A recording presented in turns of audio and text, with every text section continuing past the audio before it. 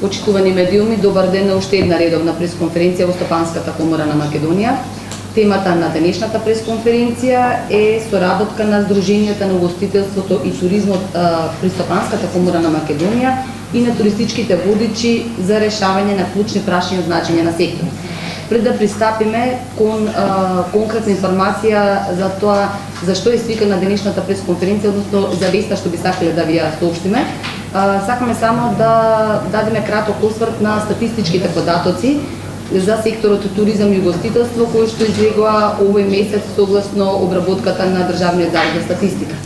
Именно според официјалниот завод за статистика во Македонија во периодот од јануари до јули оваа година имаме вкупно 525.716 туристи и тоа представува пораст од 14,2% споредено со истиот период лани.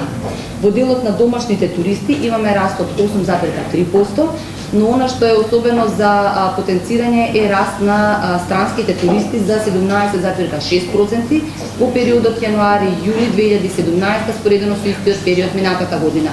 Би сакале да напоменеме дека паралелно со растот на бројот на туристи од 17,6%, за истиот процент е зголемен и бројот на ноќевања на странски гости, што покажува дека паралелно со растот на туристите расте и бројот на гости, односно остварен е солиден процент на раст на ноќевања во Македонија од странските туристи.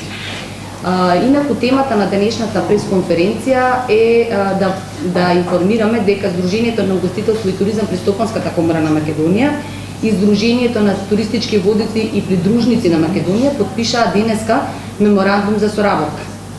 Целта на овој меморандум е унапредување на работењето и решавање на тековните проблеми во дејноста, перманентно функционално образование и иновација на знаење на стручни кадри од дејноста, потикнување на имплементацијата на европските правила и стандарди, иницирање и остварување соработка по прашања од заеднички интерес. Јас не би должела повеќе, ќе му дадам збор на господин Бранко Василков, председател на Сдруженијето на туристички водичи и придружници на Македонија, да објасни малку подетално како дојде до потпишување на овој меморандум за иницирање заедничка соработка. Повелете го. Даниела убаво сублимирано го срочи сето она што на некој начин ја тиштеше службата на туристички водичи и придружници овие години наназад. Сдруженијето е основано 2008 година и од тогаш континуирано и перманентно се занимава со изградба на кадри за потребите на туристичкиот сектор. Со променливи успеси решаваше некои прашања, меѓутоа го осетивме моментот за едно посериозно вмрежување со Сдруженијето на угостителство и туризам при Стопанската комора на Македонија за заедничко решавање на некои напластени проблеми кои што постојат во овој сегмент на туристичката индустрија. Инаку морам да напомнам дека водичката служба или службата на туристички водичи секаде во светот многу сериозно се третира како еден многу важен сегмент од туристичката индустрија, како едно врзивно ткиво кое што кооперира, колаборира со туристичките агенции, хотели, ресторани, така да речеме со сите сегменти на туристичката индустрија. Така да перцепиравме потребата за ова здружување, како би можеле да изградиме повисоки стандарди во водичката служба. Повисоки стандарди, тоа подразбира една сериозна едукација за изградба на кадри, нарочито оние дефицитарни од дефицитарните јазици, да не се доведеме во ситуација да имаме потреба од водичи на некој јазик, а да го немаме.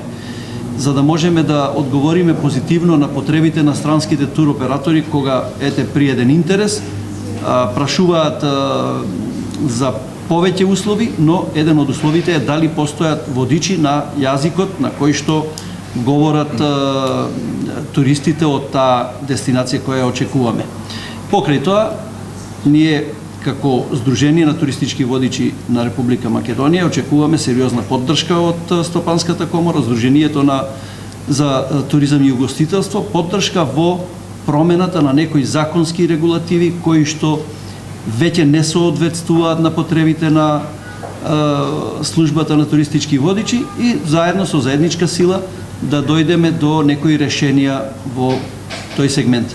Ете, отприлика тоа би било, доколку имате нешто прашање, покасно стоиме на располагање.